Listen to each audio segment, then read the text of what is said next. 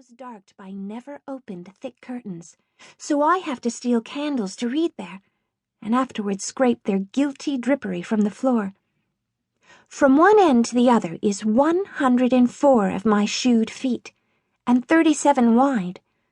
3 men could stand one upon the other and scarce touch the ceiling.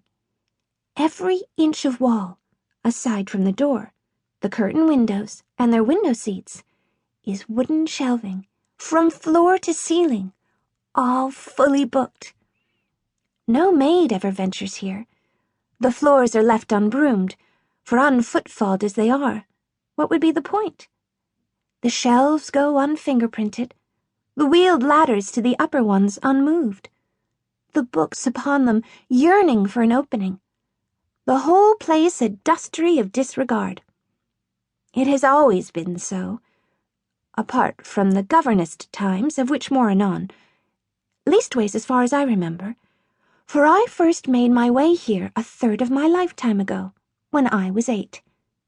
We were then still ungovernessed, because Giles, who is some 3 years my junior, the one the teaching's for, was considered too young for school, or indeed any kind of learning, and we were hide-and-seeking one day when I opened a strange door, one that hitherto had always been locked, or so I had thought, probably on account of its stiffness, which my younger self could not manage, to refuge from him there, and discovered this great treasury of words.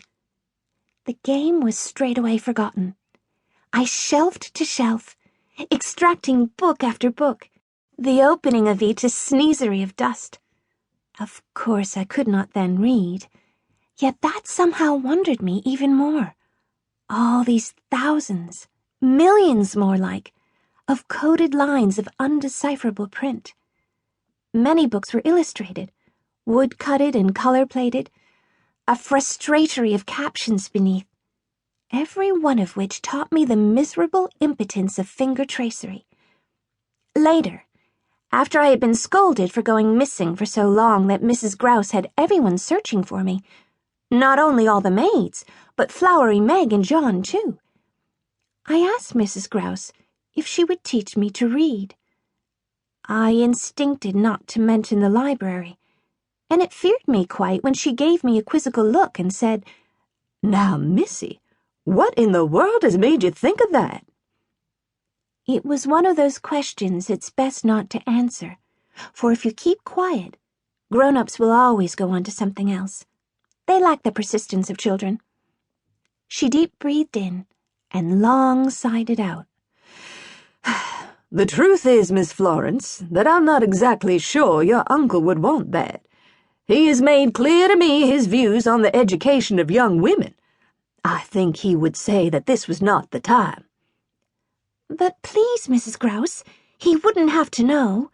I wouldn't tell a soul, and if he should visit unexpectedly, I would hide my book behind my back and stuff it under the cushions of the chair. You could teach me in your sitting room. Even the servants need not know." She laughed, and then serious again. She lined her brow. "I'm sorry, Miss Florence. I wish I could. I really do. But it's more than my job's worth." She got her mouth into a smile, something it was always ready to do. "But I tell you what, there's a little housekeeping left this month, maybe enough for a new doll. Now, young lady, what say you to a new doll?" I said yes to the doll. It was better to appear bought off. But her refusal to help me, far from discouraging me, opposited, and merely stubborned my resolve. Slowly, and with some difficulty, I taught myself to read. I lingered the kitchen and stole letters from John when he was reading the newspaper. I would point to an S or a B and ask him to tell me its sound. One day in the library, I fortuned upon a child's primer, and from that, and from here and there, I eventually broke the code. So began the sneakery of my life. In those early days, Giles and I were let wild. Much the day we could play as we liked. We had only 2 restrictions. One was to avoid the old well.